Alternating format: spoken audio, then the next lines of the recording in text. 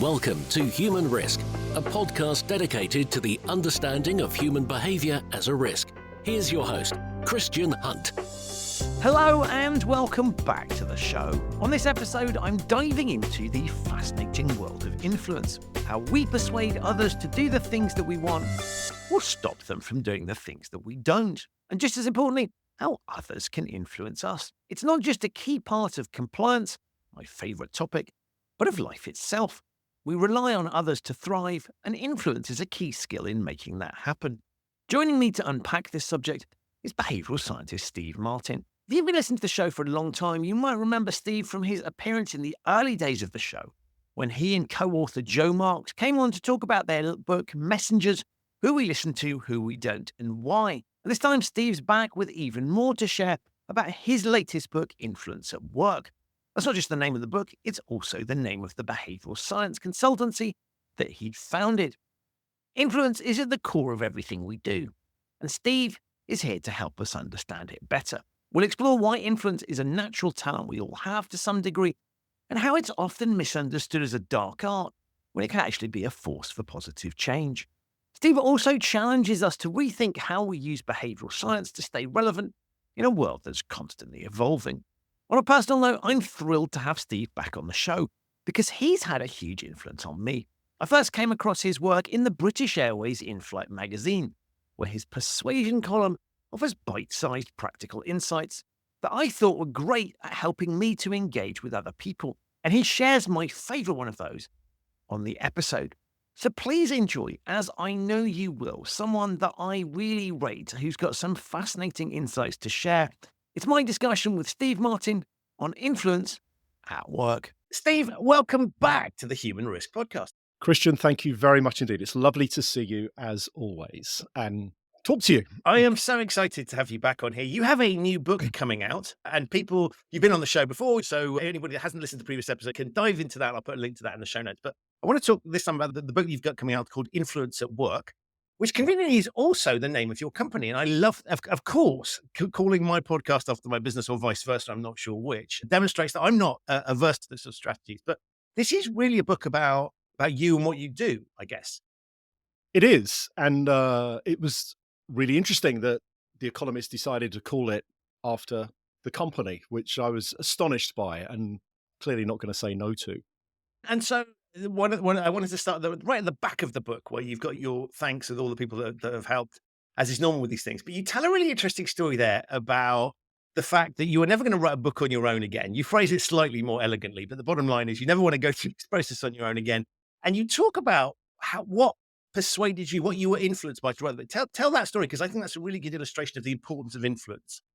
Well, you're exactly right. I didn't set out to write another book. And I sit in a certain camp of people who don't enjoy writing. I forget who it was who said, I don't enjoy writing, I do enjoy having written. And I think for those people that have written books, I'm not entirely convinced that when they say, oh, I loved the process of writing, that looking at a blank screen every morning, willing words to appear on, my laptop and, for ideas to just come from nowhere. I don't think it happens like that. Christian, you've written a book yourself. It's horrible. It's a horrible experience. It really is. Once it's published and you've got it in your hands, you can go, oh, that was a fantastic experience. It really wasn't. And so in the acknowledgements to the book, I actually set that out from the start. I can't be the only author that finds the idea of writing a book a really uncomfortable, horrible experience. So I didn't want to write another book. I didn't have it as an ambition. I've written, this is the fourth now, and they've done pretty well. So I didn't have a need to write another book. But someone called me and said, I need you to write a book for me. And it was someone that I owed. Claire Gris-Taylor is the senior editor at Profile Books, and she had started working for The Economist. The Economist, as well as the weekly newspaper, published this series of books, guides to this, guides to that, the Economist view of the world economy or finance or whatever. And they have this series of books, and Claire had been appointed as the editorial commissioner for this series of books for The Economist. And she said, they want to write a book about influence. They want to it's complex, it's challenging. what they want to do is kind of try as best they can to kind of put some order and simplification around the process of influence again. I've worked with you before. Claire was my editor for Yes with Bob and Noah and myself. And so I owe her a lot. And so when someone calls and you owe them a lot, and it came with, of course, the added advantage that on the front of the book is going to be the Economist tablet, the logo, you can't say no to that. So I was persuaded. I was persuaded by someone that had done a significant amount for me in the past, going back 16, 17 years. And the fact that my company's name was going to be next to the Economist's, I think most people would find it hard to say no to that. And what a lovely story. It's a fascinating example of how the idea of influence is all around us, right? We are constantly trying to influence other people. They are trying to influence us to get stuff done in the loosest possible sense of the word. And that's the topic that you tackle in the book. Yeah. And so this, one might read the title and think influence at work equals how to be more persuasive in the workplace. And of course it does help you with that, but there's that double meaning of this is how it functions. Indeed. And, I think a really good example of what you set out really quite elegantly and clearly there, Christian, is look at LinkedIn. Okay. So I'm pretty sure that the vast majority of your listeners will be registered on LinkedIn. They'll probably use it quite a lot, some more than others. But what I like about LinkedIn is that it's a really good barometer for the workplace. There's so many hundreds of millions of people use it that when they do a survey or when they ask a question, the responses that you actually get can be considered, I think, a good set of feedback for what is really happening in the world. And there's one question that LinkedIn have been asking for 16 or 17 years now, a single question each year. What is the most important skill that is required in your workplace at this moment in time, whether it's an office, a factory, a government building, whatever the workplace is? And over the last 16 or 17 years, they've been collecting up that data. And as you can imagine, over 16 or 17 years, those skills that are required change, with the ebbs and flows of the market, the ebbs and flows of the workplace. In 2007, 2008, the question was, how do I post a tweet that will be helpful to my business? Now it's, will ChatGPT-4 steal my job? There's a good example of, the real difference that has kind of, extended over these last 16 or 17 years. But there's one response that has never fallen out of the top three. And it's influence. It's, how do I get heard? How do I persuade my boss to accept this idea I have? How do I engage and collaborate with my colleagues? How do I get my customer to buy from me? How, in your world, Christian, and the experience that you actually have, how do I get my teams to comply with the rules, the guidelines, the guardrails in our organization? And influence is central to all of that. Without influence, there is no change. And I think that was really instructive. And I don't see that changing at all. In fact, you and I have known each other for a number of years and know a lot of people in the behavioral science community. And I wonder to what extent when people talk about behavioral science, they're really talking about influence. As in its techniques that can be, so ultimately, what are we using that for? Exactly, yeah. I mean, I don't know an applied behavioral science strategy or approach that doesn't have influence as its output. So, right, why we call it one of 255,000 biases, I don't know. I've lost count. I don't find that helpful at all. What we're really talking about is, how do I get heard? How do I get influence? How do I affect change? How do I sell an idea? How do I, in your world, maximize compliance to these important rules that protect us, protect our consumers, to protect the world, these kind of things?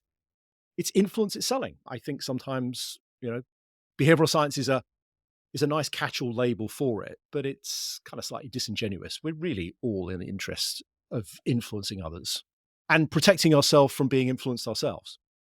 And which, of course, we intuitively know, because we talk about the replication crisis equals it hasn't influenced people in the way we expected or the way we were told it would.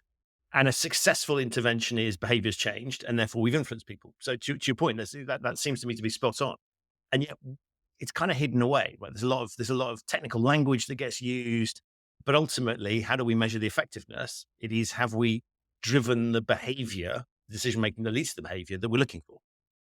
Indeed, and perhaps behavioral science allows us to look ourselves in the mirror each day and go, well, I didn't do anything manipulative, like influence or sell an idea to someone. I used behavioral science. I mean, I love, a few years ago, Danny, before he passed away, Danny Kahneman, this is, he said something super interesting that I thought was bang on the money. He's always was bang on the money. And he said, look at the overwhelming majority of successful behavioral change strategies that have been applied, particularly those that have been published in the academic and the business press.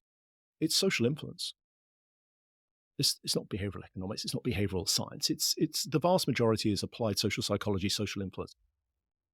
And it's about influence, it's about selling. And I wonder to what extent there's a lot of people out there that, think, well, if I call it behavioral science, then I can feel a little bit better about myself, because influence, sales, these kind of things, they come with that baggage of, am I manipulating people? Am I being, a little bit sneaky? There's a whole chapter in the book about the history of influence.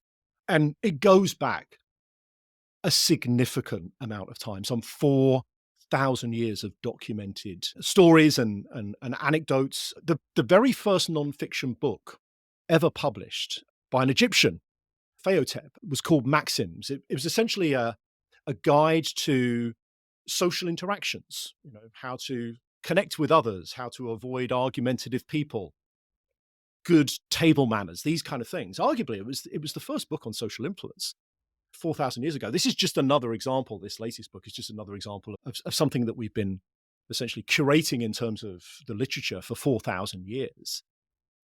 The idea that it's new is just ridiculous. It's something that we've always been interested in.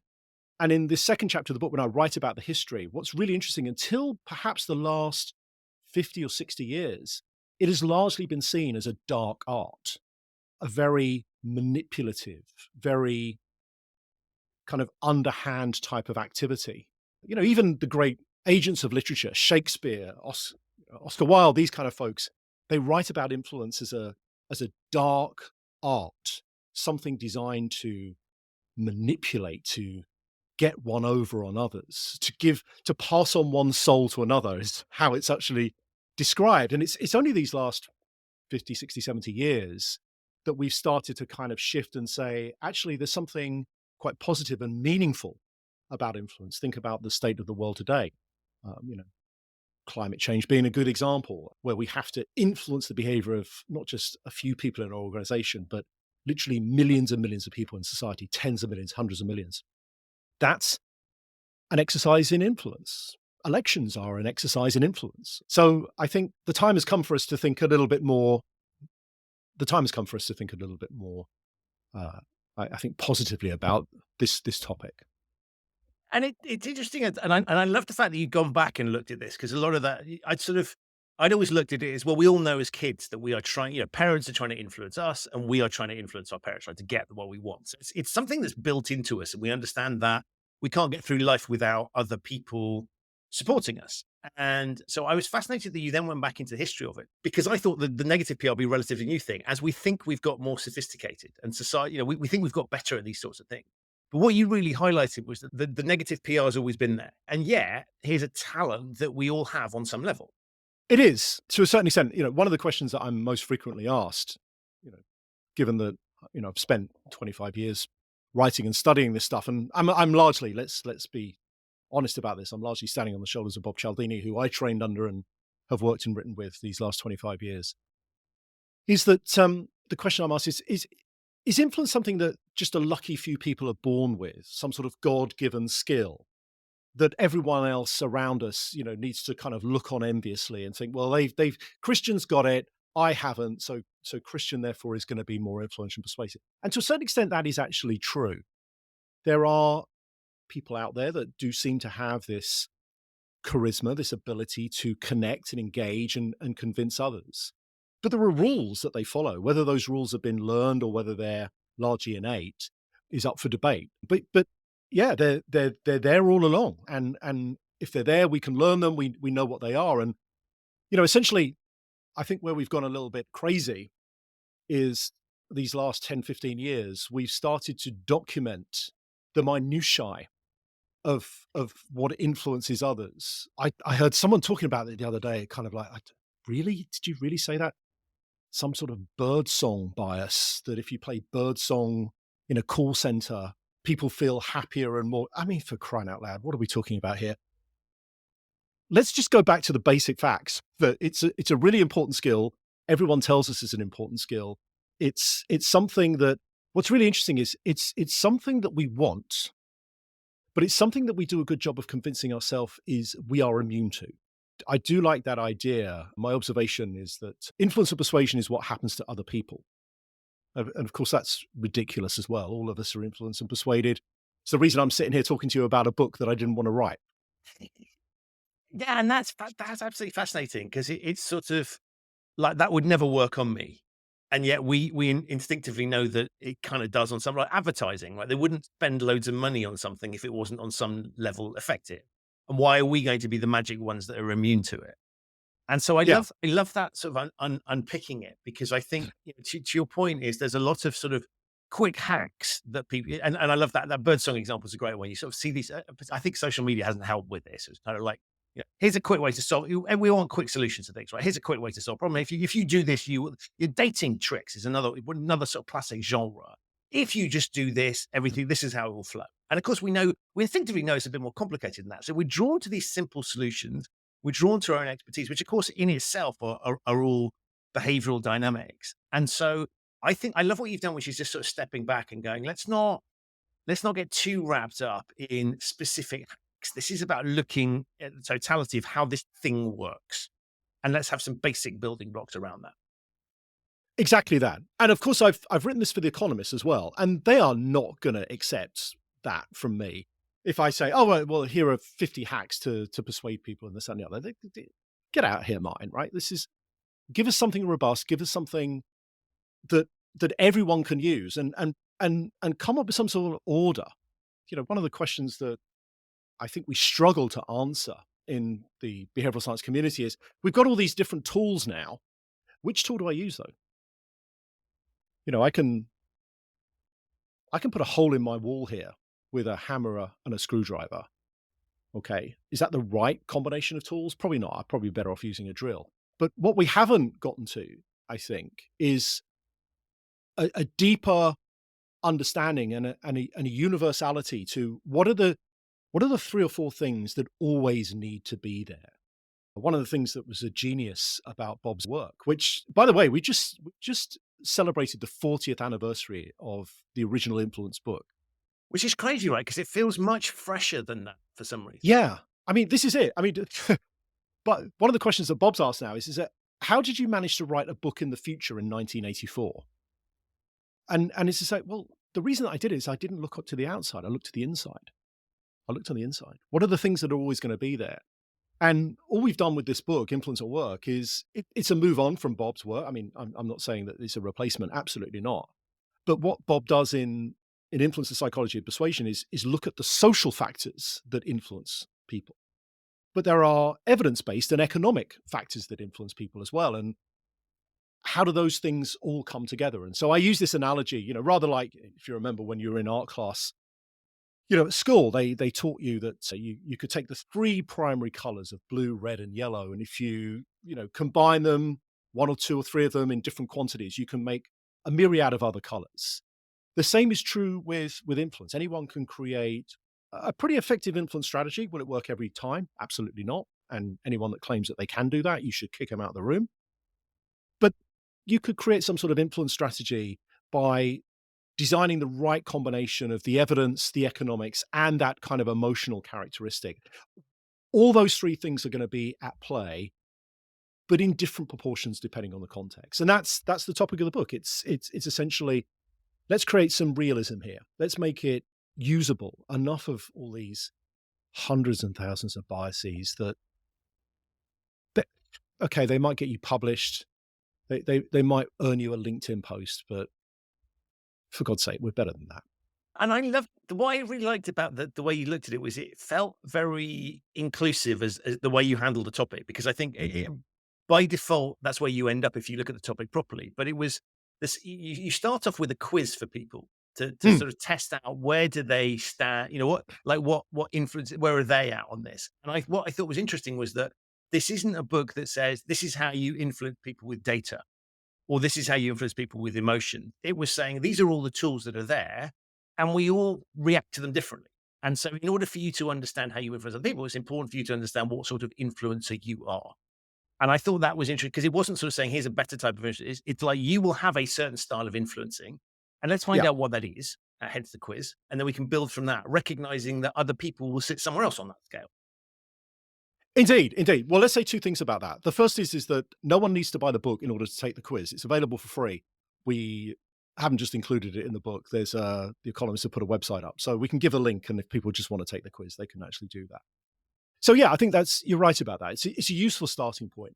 What's also interesting about that, Christian, is, and I delve into some of the research on this, but in an appropriately surface level, don't go too deep into it, is the inconsistency that people have as well, what they think they do to influence others and the reality, and then how they themselves are influenced. One of my favorite examples is medical doctors. If you ask medical doctors what will convince them to, I don't know, prescribe a drug, for example, they'll say, show me the evidence. And don't just show me the evidence, show me the meta-analysis. I don't want one study. I want a combination of 6 or 7 studies with appropriate sample sizes, yada, yada, yada. And I'll look at that data and then I'll make my decision. That's a nonsense. They don't do that. It's a nice story. But when we actually look at what they do something entirely different. So it can't ever just be about the evidence, or it can't ever just be about the economics. It can't just ever be about the emotion. You'll know this better than anyone, Christian, in the work that you actually do in compliance. The economists will say, if you want someone to do something, pay them. But can you imagine if we just paid people to be compliant and to follow the rules? I mean, you yourself have written reams about the upsides and mostly the downsides of actually doing that. So I think we just need to have a little bit of a word with ourselves and be a little bit more kind of honest and realistic about how this process works, and also how hard it is. I can get anyone to change their behavior in a moment, but that's very, very different to creating a persistent change over time, which is why I think I don't have too much time to get involved in that replication crisis conversation or conversations that are going on. Of course, there's a replication crisis, because how can any one single context be exactly the same as the next one? It's not going to be. So where we are now is I'm much, much more interested in two things: how we help people resist influence and persuasion strategies, particularly those that seek to win for the agent and at the cost of the person being influenced and persuaded. So think about online fraud, ID, theft, these different kind of things. So how do we help people resist that? And more importantly, particularly for people that are interested in influencing at work, is I don't just want to change people today or get this result today. How do I get that persistence? Bob and I have just published a study that some of our team at Influence at Work have been involved in. We had to publish it in the Harvard Business Review. We couldn't publish it in an academic text because it took us 4 years. And what we found was that it wasn't one single solution. It was a combination of 3 or 4 things over a period of 4 years that led to a meaningful change. And the problem with, I'm a big fan of the science, of course. I'm a behavioral scientist, but we also need to recognize the limitations, and that to find out just one thing that will work, fine if you want to get a publication, but if you actually want to get change to actually happen and to be effective, that requires a different route. So I think one of the things that perhaps we're going to start, my prediction is, and I shouldn't be making predictions because any prediction I make is unlikely to come true. But if I was to be kind of, in a position where I was going, okay, so what is the prediction? Is I think we are increasingly, as a behavioral science community, going to be challenged with forget being right and start to focus on being effective, because those two things aren't the same. Unpack that. Well, I can talk about, okay, we could do this. Social proof is a really interesting one to me. I've been involved in that for decades and decades, and Bob before that. It's almost like every behavioral scientist in the world says, right, well, just throw a social norm message at it and Job got it. done. Right. Yeah, we know this. In theory, that might be the right thing to do. But is it effective all the time? No, absolutely not. And so I think we have now created, and part of it actually, it's really interesting. I'm fascinated by this conversation with you now, Christian, because I'm going to start to kind of like, it's going to get messy. Okay. Bring it on. Bring it on. That's what we're here for. I'm complicit in this as well. We started our business 25 years ago. And our offer at the beginning was, let's bring a science to something that people seem to largely intuit. You think that, here's my experience about how to influence and persuade others. And what Bob did brilliantly was to bring a scientific rigor to it. And I think to a certain extent, that was exactly the right thing to do, because we'd entered into an age in organizations where people were starting to question strategies and decisions. They would say, just because it worked there doesn't mean it's going to work here. Don't give me your war story. Give me some evidence. So we entered this arena of kind of evidence-based decision-making in organizations. I think now we've gotten to the point where that kind of pendulum has swung way too far in the other direction. And now we won't do anything unless there's evidence. And the problem with that, of course, is that we are starting to find ourselves into a situation where we're going to have to almost cherry pick evidence that matches what we think is the right thing to actually do. Hence, you get all these biases. And so what we've got now is we've got this kind of industry, if you like, that seems to be obsessed with being right. Oh, well, the replication crisis, or has it been published, or this, that, and the other. And we've completely kind of left behind the point in the first place, which was, how can we just be more effective? And that's what I mean. There's a difference between being right, and there's a difference between that and being effective. And there's plenty of situations where I've gone into something and I've gone, this is the right thing to do. The evidence is telling us to do this. And then it fails spectacularly. So being right and being effective for that reason can't be the same. So I think it is a focus of attention. So yeah, to the extent that's unpacked it, I don't know. No, I love that, because I think there is this incredible need to justify. And I think if we look at the sort of, advertising, for example, works on very illogical levels. And if you just copy what everybody else is doing, right, you wouldn't sell your product. And so we see lots of examples of campaigns that on no logical level work. They've never been done before, and yet are incredibly effective. And so I think there's something interesting about not necessarily needing a pre-existing playbook, but just, recognizing that gut instinct can be wrong. But I love this idea of what you're talking about, because I think it's about solving practical problems and allowing in ideas that maybe go against conventional wisdom, that maybe go against conventional science, that maybe work because of this specific situation, and being open to that. And also recognizing, I think, sometimes that you can't necessarily do all of the things that you might like to do to rigorously test things. In the real world, people don't have the ability to run randomized control trials, right? We just have to get on with life and do stuff. And so we need something to help inspire that. And of course, if you're going to spend a ton of money on an ad campaign, you've probably got more room to test it than you have if you're just, I don't know, sending out an email or something, or you need to do something quickly. Right. And so Exactly. I like this idea of shifting it. And I think that's one of the things that comes through in your writing as well, is obviously you know what you're talking about in terms of the science, but you get to a very practical level, which is you can sort of read it and go, okay, I can take something away from this. And what I'm not taking away from your writing is, this is how you do it.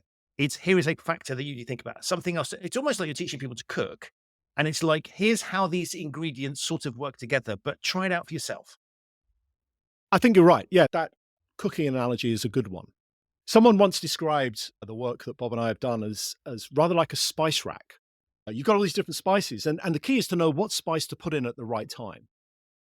If you decide that you're going to take all the spices in your cupboard and throw them all in the chicken, no one's going to want to go anywhere near that, right? So I think your cooking analogy is absolutely spot on. And to this point, back to, would you rather be right or would you rather be effective?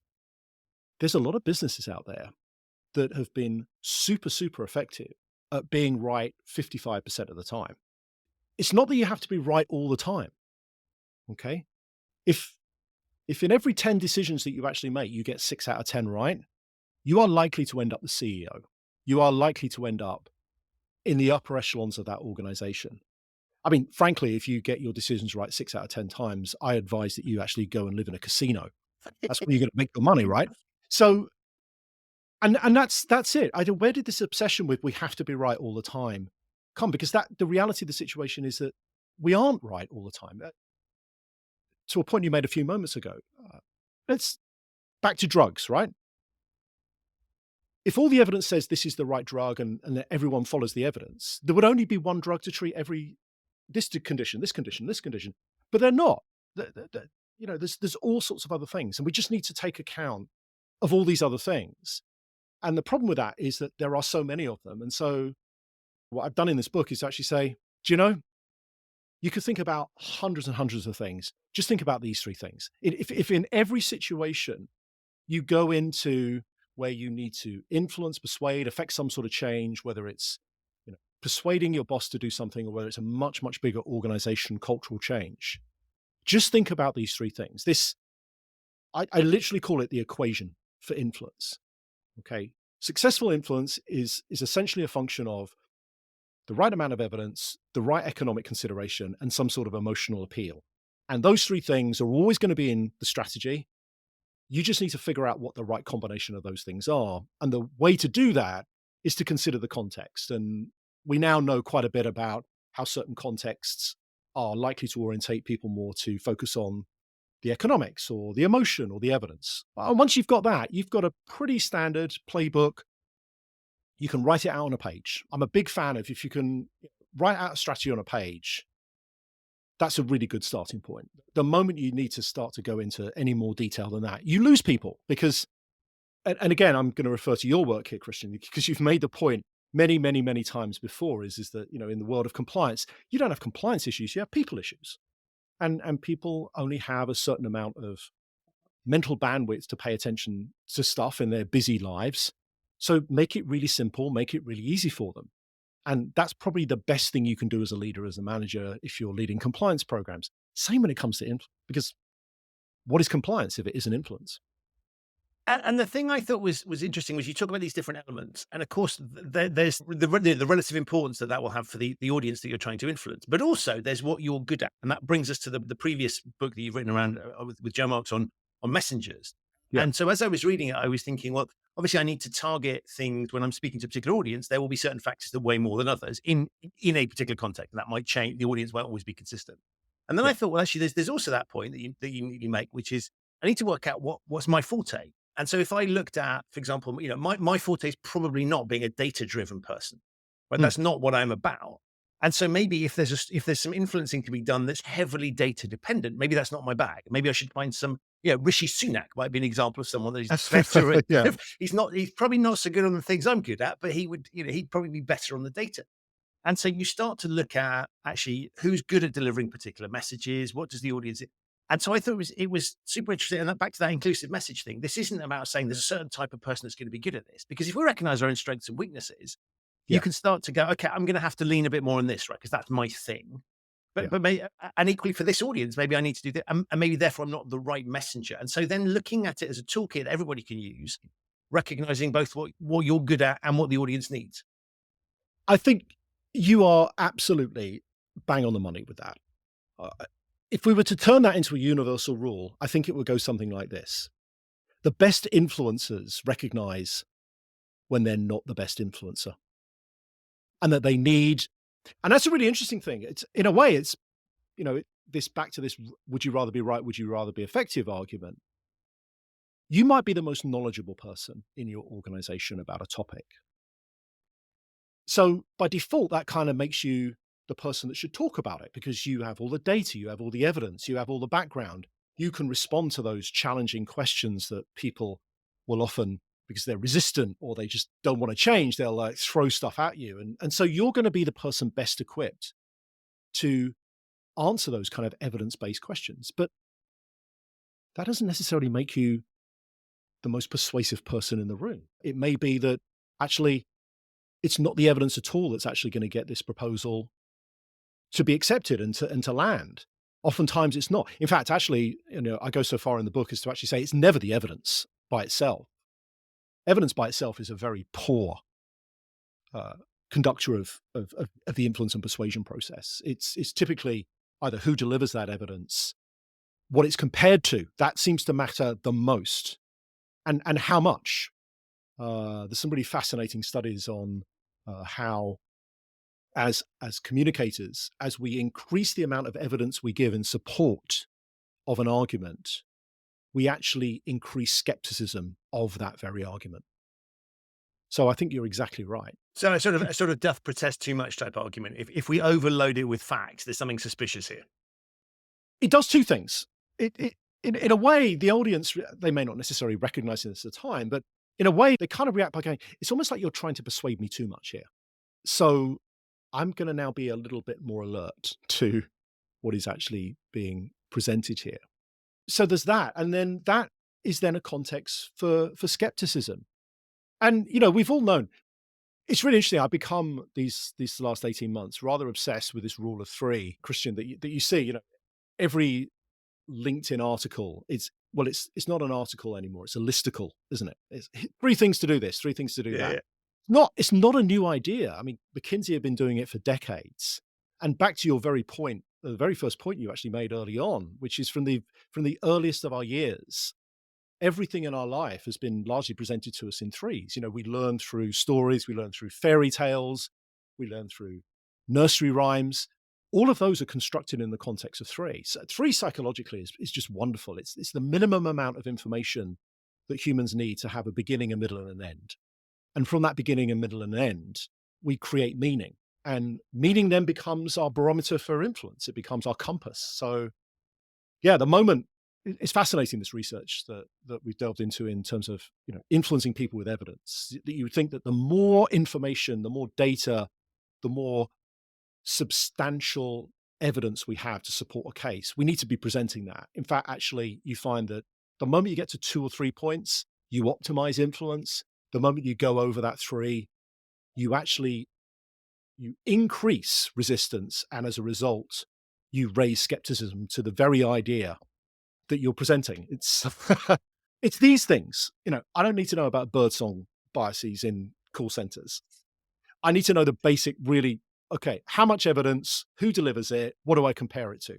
That's all that seems to really matter in terms of, do the biases take effect? Yeah, they do, but they're kind of like, to use a bad football analogy, they're in the Vauxhall Conference League and below, right? The 3 Premier League ideas, your Man City, Arsenal, and Liverpool in the world of presenting evidence to influence is what you compare it to, who delivers it, and how much. Everything else is just really doesn't matter.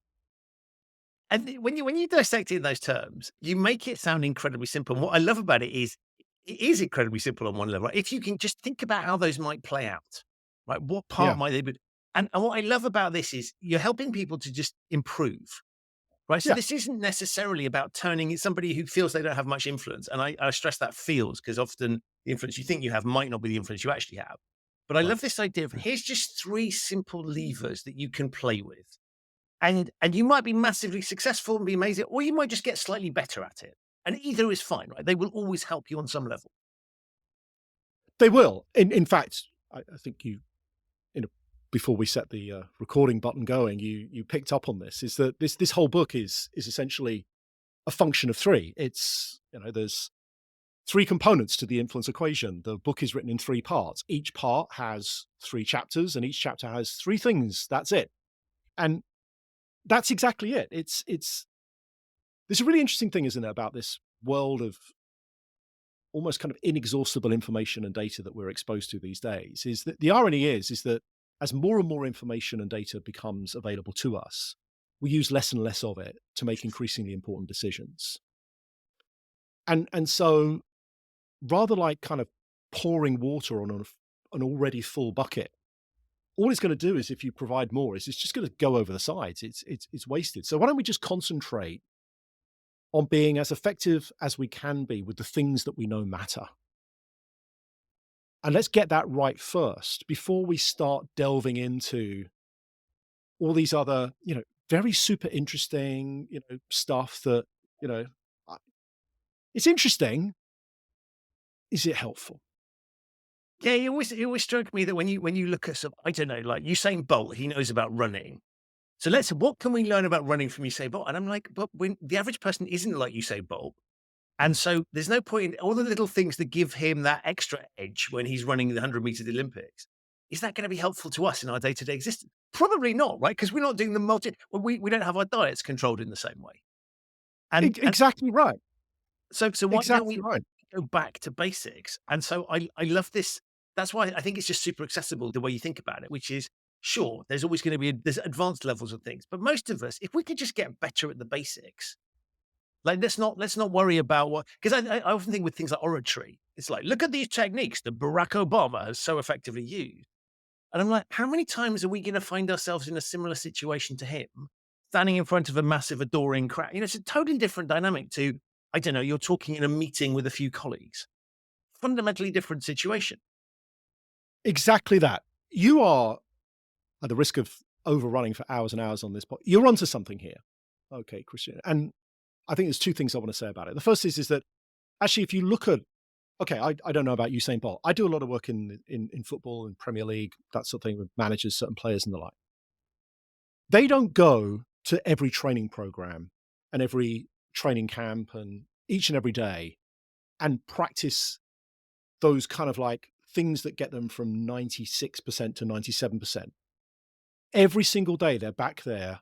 How do I put one foot in front of the other without falling over? How do I pass the ball? How can I do it? Everything that they focus on and they are literally drilling themselves on are the basics.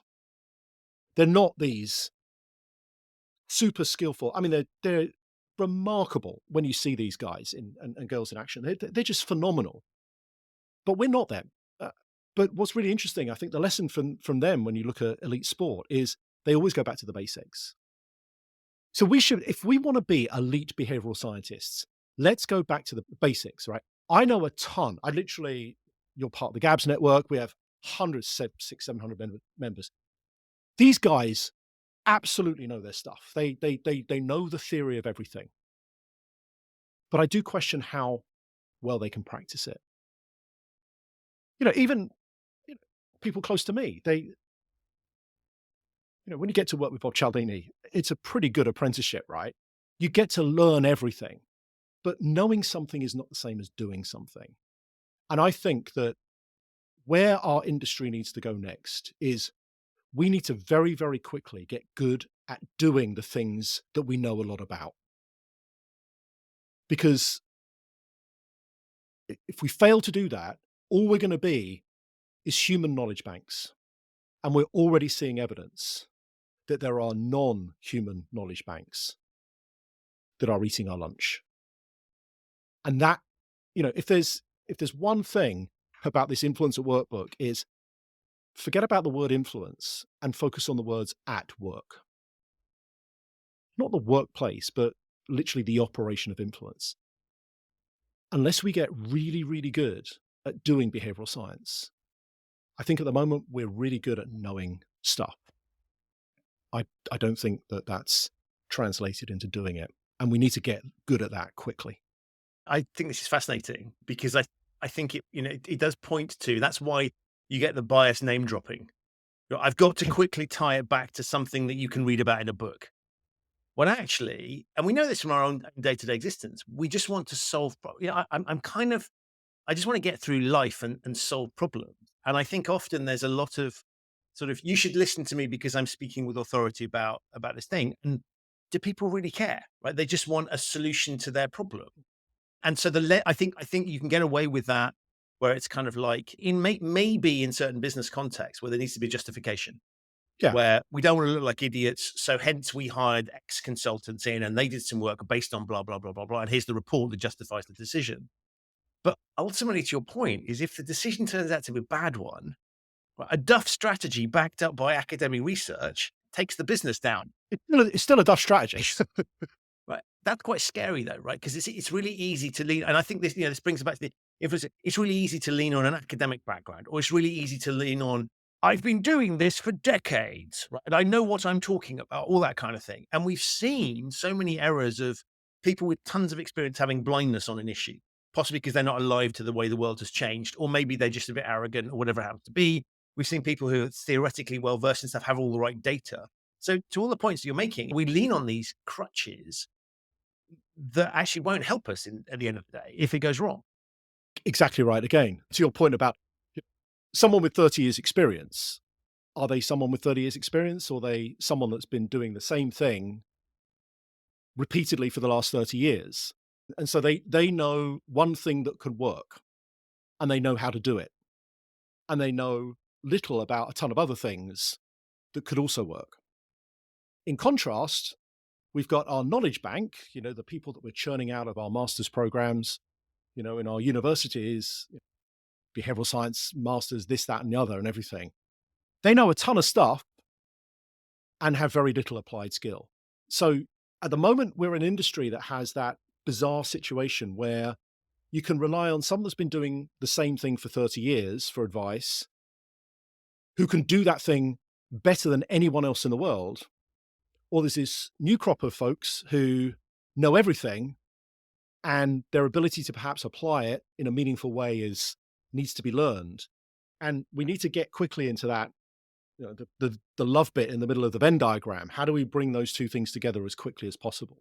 And that's, I guess, a challenge with any nascent industry, particularly one that is steeped in the humanities. This is not physics, it's not chemistry. Highly context dependent, socially intertwined, complex. Change is hard. Let's face it, change is really, really hard. And at the moment, I think, we've either got a lot of knowledge, very little application, or we've got an over-index on one application, lots of experience, but then almost curmudgeonly no flexibility to open their eyes to other things. We need to quickly get in the middle. How we do that? I don't know. And I think you raise a really interesting point, and a lot of it is, I wonder whether failure is not, replication. It's a crisis. We use the word replication crisis like it's a major. I would argue climate crisis is a crisis. I don't think replication crisis it's a crisis if your whole worldview is based on, well, this thing ought to replicate. And so one of the things I think is interesting is this, as we look at failure, and we know that, mistakes are what we learn from the most. Actually, success probably doesn't teach us that much, except, oh, I'll just do the same thing again, right? Because that worked is our basic primitive response to it. And so as you were talking, I wonder whether we ought not to be embracing failure a bit more. It's one of the interesting things, I think, compare the US with the UK, for example. The sort of in the UK, if you fail, you fail. And that's an embarrassing thing. Whereas in the US, you just dust yourself off and try again. And so as I look at it, I think in a way, the discipline of behavioral science tries to present itself as this is the solution. I wonder whether we shouldn't be a little bit more open about the failures as well. Well, I'd love that. But let me give you an example of the challenge for that. And along with this example comes a top tip for any of your listeners that want to win themselves an award, which I immediately recognize, Christian, is going to be no help to you because you've won your award, okay? So you don't need to know this. But your point about failure is exactly the reason why the Global Association of Applied Behavioral Scientists has an award for a null effect. Okay, so we have best book, which you won, congratulations. We have best podcast. We have, and then applied in business, applied in public sector. And then we have this null award. Tell us about something you tried that didn't work that we could all learn from. And we have an award. Best null award. No one has ever applied or entered that. Wow. So here's the tip, okay? If you want to win a Global Association of Applied Behavioral Scientists award next year, apply for the null award. The chances of you winning it are significantly higher than any of the other categories. But here's the problem. No one has ever entered that category.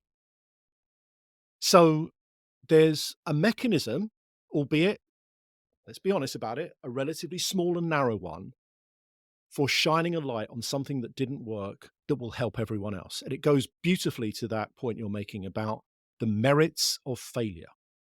The merits of understanding what didn't work so we don't have to waste time and money and resources repeating it time and time again. Yet it takes balls to apply and then essentially be willing to hold your hand up and go, do you know, this didn't work, and to have your name associated with that. That's the challenge. The benefit and all the upsides of failure come at a significant cost to the ego. And if we just use a relatively small sample of the number of entrants for Gabs Awards for the null event as our database, the cost of doing that is too high. Wow. It's interesting because I was thinking, why wouldn't you apply for that? And I get there'll probably be a little bit of, it doesn't feel like a big enough failure. Right. So it needs to be dramatic enough to be able to win an award. I've only had something that's screwed up slightly. But I do think that there's something really interesting about the whole, you're right, sticking your neck on the line in a discipline where you kind of thrive on success, right? Particularly if you're in the business and the pride end of it, right? If you kind of go to clients and go, well, we're a bit rubbish at this because here's something we did that really, you'd have to have some good things to back it up. But I think that's interesting. And I do think actually there's a much more honest dialogue to say to people, we're coming to help you. We're giving you a better shot at getting it right. We are not guaranteeing success on this front, but there is a greater likelihood because we're approaching it a bit more intelligently. Exactly right. Exactly right. It's back to that. Winning the Null Award and providing that really helpful insight and resource to my fellow peers, community, this, that, and the other is an effective thing to do, but it's not the right thing to do. And so right beats effectiveness in that context. Love that. And so again, in that, would you rather be right or would you rather be effective? I think the public answer is, of course, we want to be effective. The private, inner stated answer is, I want to be right. And I guess we've got lots of examples. A politician that comes out and says we screwed this up, right, tends not to get re-elected. Correct. And so there's plenty of role models out there as to why that is perceived to be a bad strategy. But then I guess I can make a counter argument and say, actually, we are quite impressed with people that are so confident in their own ability that they can do that. And so it's back to your point around the data would tell you, don't back this person, they're a failure. One data point, but actually there are other factors at play that might influence us to say, wow, they're so good, they can afford to say that. Yeah. And back to that point of a few moments ago, if I get 6 out of 10 things largely right, or I'm on the right side of the outcome, I'm going to be celebrated in my organization for that. It's really interesting. Does that make me 40% a failure or 60% effective? The fact that it's above half is the important thing here, I think. But it's right. It takes guts. It does take some balls to actually just say, I was wrong about this. There's a ton of stuff I've been wrong about. Loads and loads of things that I've been wrong about. And they are far, far more instructive to me than anything that I've done that's turned out to be right. And whether that was my skill or just a bit of luck, probably more luck. Yeah, I think there's an honesty. If I was to bring this back full circle to our world of applied behavioral science, it's we talk about the ethics of, influence, applied behavioral science, selling, whatever it is. Let's talk about the authenticity of it as well. And let's just be really honest about what we're doing here, which is we're trying to affect a change. Without influence, there is no change. There is no opposite of influence. Okay, deciding not to do something, it's a really interesting thing. In most situations in life, we have the yin and the yang. We have, it's this or it's that. It's A or it's B, or it's black or it's white. Tell me the opposite of influence. Well, it's interesting there because I was about to say, well, negative influence, right? But that's influence. It's influence. So like, if I think you're an idiot and I ignore what you say, you have influenced me. Yeah. You've influenced me to stay the hell away from you, right? So let's just be really honest about the reason that we're in applied behavioral science is because we want to influence and affect change. And that might be, we might do that in an informed way. We might do it. Some people might call it selling. Some people might call whatever you influence and persuasion. But read the book about the difference between influence and persuasion. I use the term interchangeably all the time. All of us do. They're very, very different things. But the reality of the situation is that we are trying to exert some effect on another, be it an individual or a whole group of people. So why don't we just be honest about that? and call it what it actually is. That's the point, I think. And recognize that we can either be effective at that or less effective. And sometimes the things that we do are less effective are incredibly effective when we face those situations again in the future, because they advise us what to avoid, what not to do. And to the point about elite sports and these kind of things, okay, so we've got, how many biases do we have now? 77,000, something like that? I don't know. There's probably another couple been added while we've been talking, but yes. Yeah, someone's going to listen to this and say, what's the bias? It's like, the grey-haired old man bias or whatever it may be. Enough of that. Notice that the real skilled practitioners just have 2 or 3 things that they just keep going back on, working all the time. And they are the core things. They're not these, as interesting as they may be and as, likely that they'll get you a few extra comments on LinkedIn, they probably don't matter that much. I'm struck by your level of self-reflection, and obviously, given what you do and the fact that you've written a book on this and written several books on it, you spend a lot of time thinking about influencing. And I wondered, have you noticed? I mean, clearly, it must have influenced you on some level looking at this subject. Is there anything you've noticed about the way that you approach life as a result of writing the book and the work that you do? Yeah. There's one thing more than anything else. So we've been talking about it. So I have a team of 18, as you know. I think you know some of them. They're all ridiculously smart, clever. They're all cleverer than I am. There's no doubt about that. But here's something really interesting. When I go into a room and say I don't know, my perceived expertise and influence goes up. If one of my team, 26, 27, super smart, just published a paper in Nature, this, that, and the other, goes into a room and says, I don't know, they get crucified. It's really interesting, this. The price we pay younger in our career for saying, I don't know, compared to me saying the same thing 20, 25 years later. It's really interesting. It's back to that kind of messenger effect you were talking about earlier. I can say I don't know, and it doesn't cost me anything. If anything, it actually improves my standing. If you're younger in your career, the exact opposite. Which is really interesting in the context of the knowledge-based conversations we were having before. Yeah.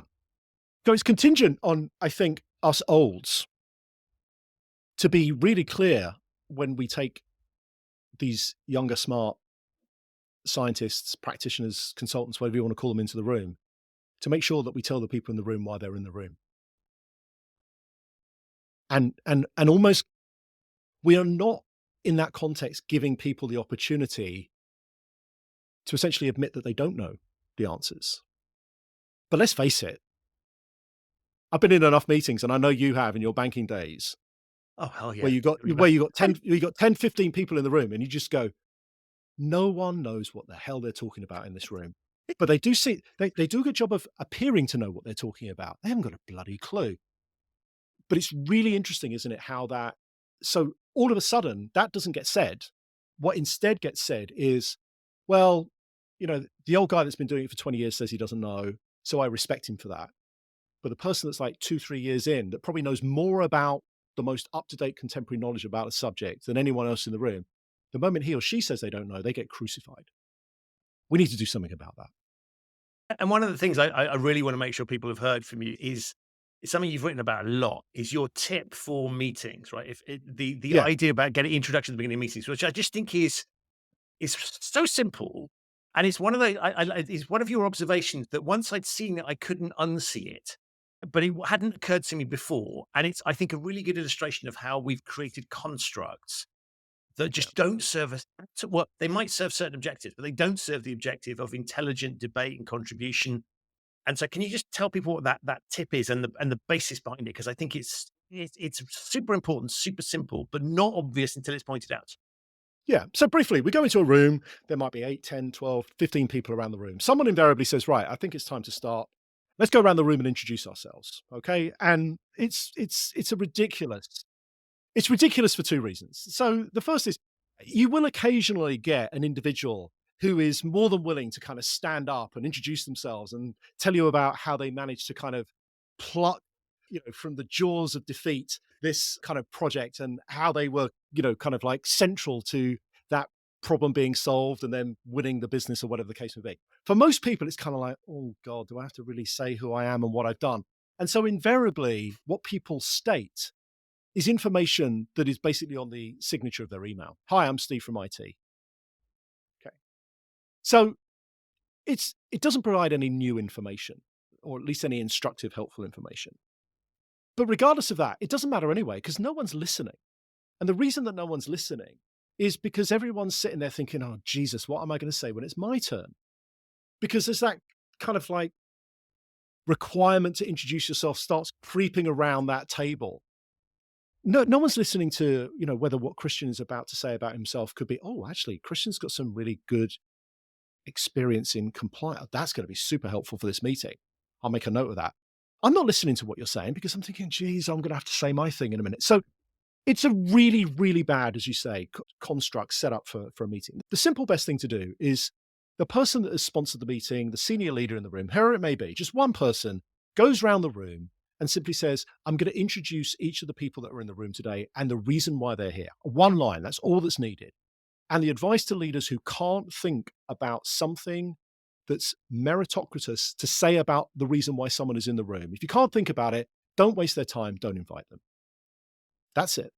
But what I loved about it was, so I think this is a really good illustration. This is easy to execute, right? This is not difficult. And it puts, to your point, puts all the pressure on the person who knows why everybody's there. That's the bit I love about it, is it's like, because often you're sitting there, I don't know why I'm here.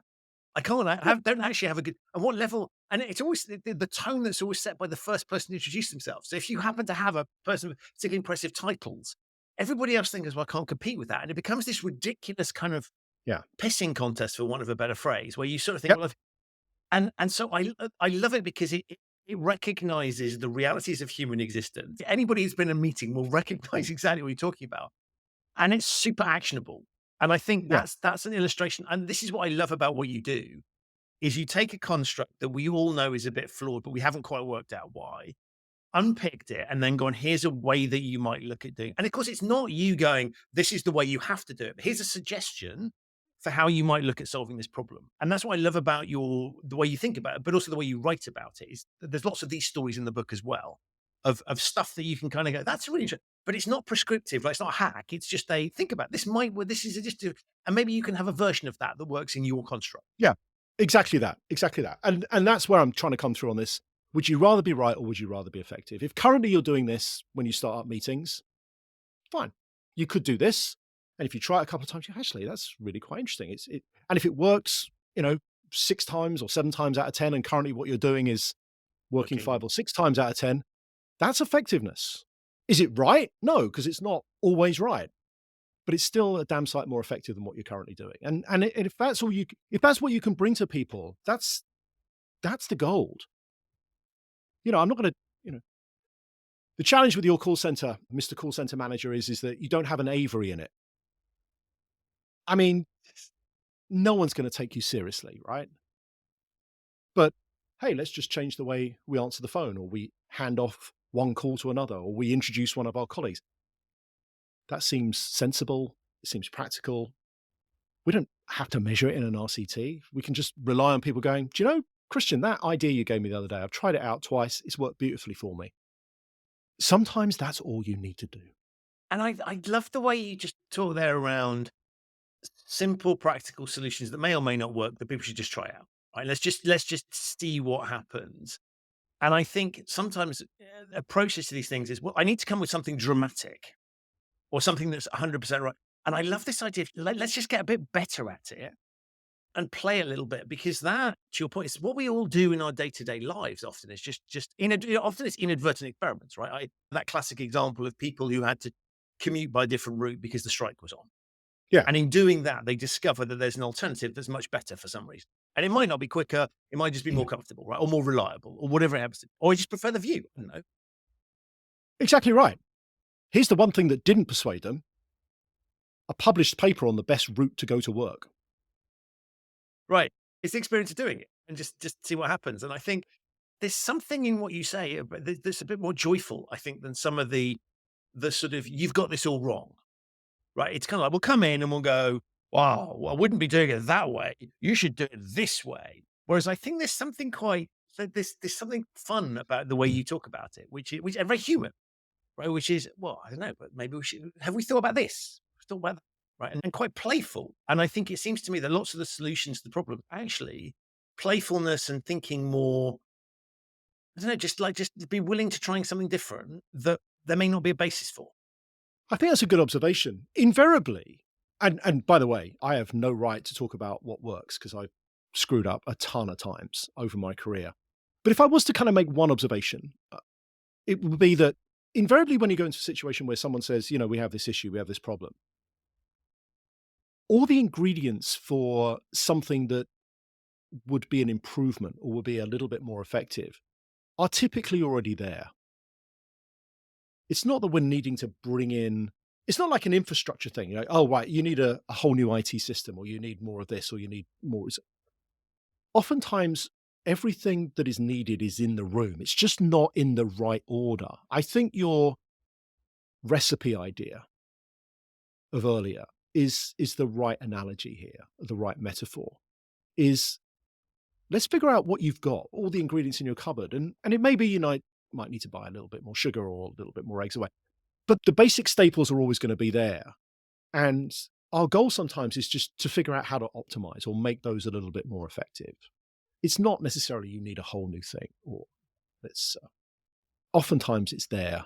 We just need a framework for doing that. And I don't know if it is the right framework. It's my framework. It's the framework I've published in this book, but it's this idea of any successful change is likely to be a function of a certain amount of evidence, certain amount of economics, and a certain amount of emotion. Or if you want a different alliteration, which is perhaps even easier to remember, just focus on the facts, the finances, and the feelings. Think about each of those three things and how they apply to the situation. And you've probably got all the ingredients you actually need to do something effective. Will it necessarily be 100% right? No, of course it's not. It never will be 100% right. What this obsession with absolute certainty and rightness is,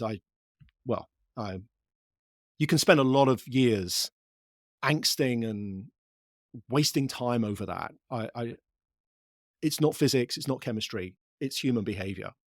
So we're always going to be on the margins of how can we be a little bit more effective. And so this lens of facts, finances, feelings is my contribution to it. Love it. If it works for you, great. If it doesn't, tell me, because I want to know what doesn't work.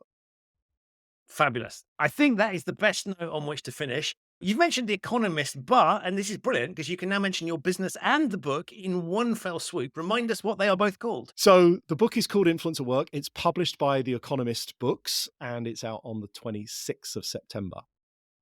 Fantastic. And the business, conveniently, is also called Influence at Work. There we go. And we'll put links to both of those things in the show notes. Steve, as ever, could keep talking to you for on and on and on. It's always fascinating. You've said some amazing things, fascinating, insightful. One of those episodes, I'm going to have to go back and listen to some of the words of wisdom again, just to kind of think about them. But thank you so much. One, for all that you do. You do a ton of work with Gabs and supporting those of us at the practical end of it. You put out some great stuff. I come back to the brilliant thing that I've always loved is the columns that you write for British Airways in their in-flight magazine. Yeah. Always that for me, your flagship product, because it shows that in a very short space of time, you can transmit a ton of useful practical information in a really engaging way and therefore influence me and other people. But the book is fabulous as well. So thank you for writing that. And it's been an absolute pleasure having you on the show again. Lovely to speak to you as always, Christian. All the best. So that's it for this episode. My enormous thanks to you for listening and to Steve for appearing. To find out more about Steve, Influence at Work, both the book and his company, have a look in the show notes. There are links to those there. If this is your first time listening, you can subscribe wherever you get your quality audio content. It's available on all of the major podcasting platforms. If you enjoy this show, please do consider leaving a review and rating wherever you download it. It really helps other people to discover the show because it's that which drives whether or not it gets showcased, and it allows me to continue to attract high-quality guests like Steve. To find episodes of the show that you might have missed, visit the show's website, which is humanriskpodcast.com. I will be back very soon with another episode, but in the meantime, stay safe and try thinking about how small adjustments in the way you present your ideas can increase your influence on others. But above all, thank you so much for listening.